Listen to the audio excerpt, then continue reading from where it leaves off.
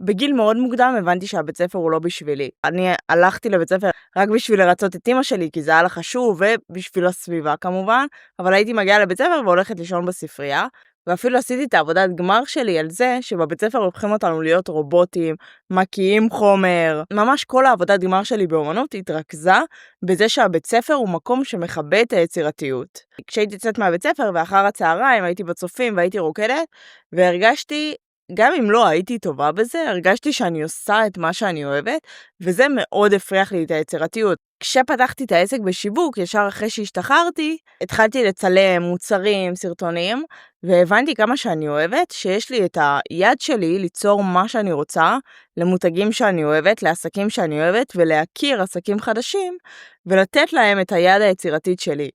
וזה בעצם גרם לי להבין שלא משנה מה אני אעשה בחיים, אם אני אוהב את מה שאני עושה, ואם זה יגרום לי להביע דעה, גם עם דעה מילולית וגם עם דעה קריאטיבית, אני אעשה את זה בצורה הכי טובה.